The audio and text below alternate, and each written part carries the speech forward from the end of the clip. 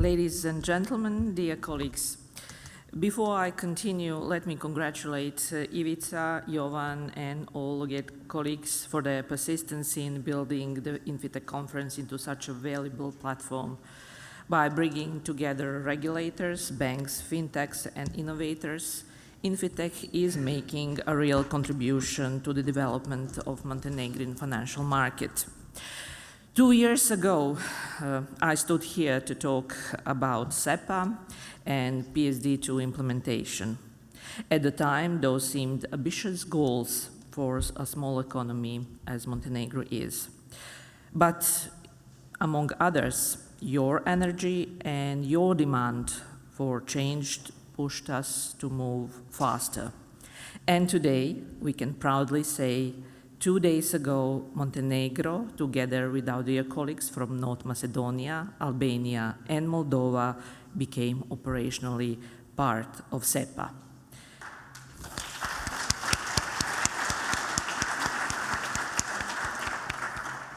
We as well hope that our dear colleagues from Kosovo and Bosnia and Herzegovina will join us during next year. This is not just a technical milestone. It means that euro payments to and from Montenegro are now processed under the same rules, speed, and transparency as anywhere else within SEPA market. For fintechs, it means a bigger playground, direct access to European rails on which new services can be built. I will use this platform just to explain you in, I would say, strategic terms what Central Bank of Montenegro wants to achieve in the next 2 years and how fintech relies and is a piece of the puzzle in our strategic goals.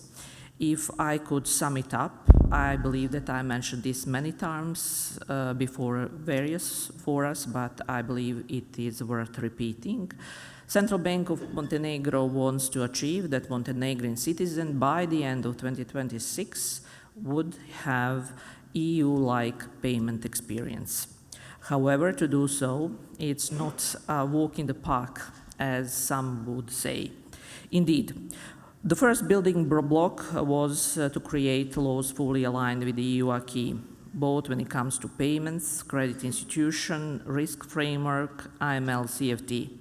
We've done it by the end of 2024. Our laws in chapters 4, free flow of capital, and chapter 9, financial services, at the moment are fully aligned with the EU acquis, with the latest additionality of full implementation of DORA and partial implementation of MiCA.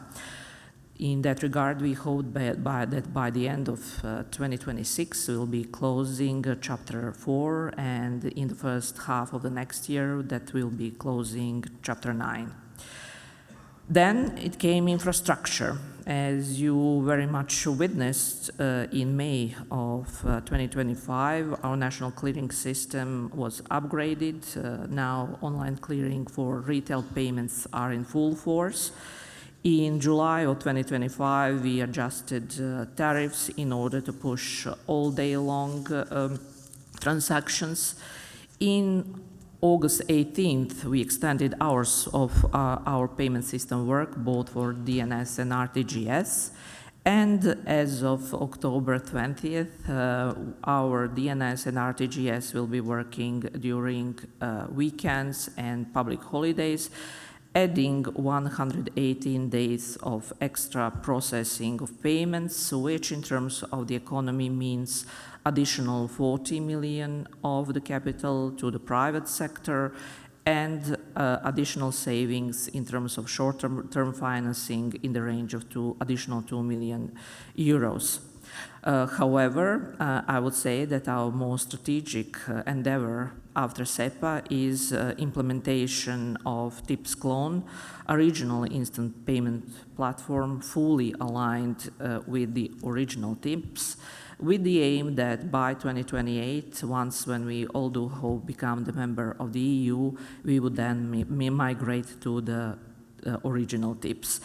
After that, definitely we want to assure reachability of our payment infrastructures. And the way how to do it is to create and to assure the whole set of new overlay services, including QR code, NFC, request to pay, verification of pay, and other, I would say, strategic overlay services, which would assure to achieve the goal that by end of 2029, 95% of people in Montenegro who have the right to open an account do so. So at the moment there is a gap of around 70,000 people who are still lacking the access to finance. However, in order to do this, we are as well very much aware of a few challenges ahead of us.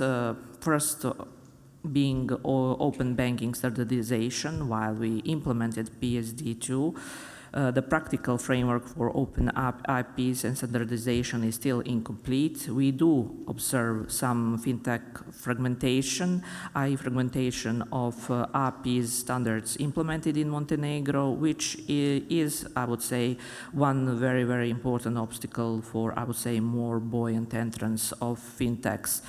I will just mention digital identity and IDs 2.0, although this is out of the remit of Central Bank of Montenegro. We are very keen to work with the government in order to resolve the issue of electronic signature in, I would say, lasting manner.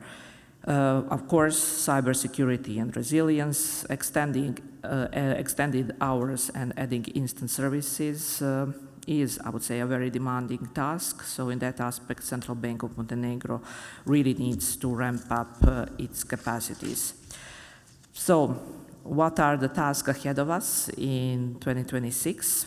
First is to definitely consolidate integration with European market. We are a very small market. We cannot live in isolated manner. And in that aspect, I believe that SEPA and TIPS-CLON are very, very important messages that we want to integrate into pan-European infrastructures in order to open market to 450 million people. Number two, strengthening the digital and fintech ecosystem, and in that regard, I would say that one of additional endeavors on which we want to pay additional attention is standardization of the QR code that we envisage by the first quarter of the next year.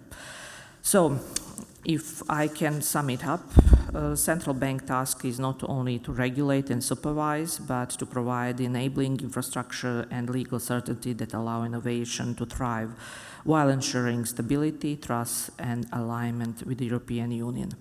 Montenegro is a small market, but that is also our advantage. We can move faster, test new solutions, and scale them across the region. The fact that we are now a SEPA operational country proves that even small economies can lead in integration and modernization. Now, I believe it is the right time to use that foundation to build fintech solutions that are simple, secure, interoperable, and accessible to each and every citizen.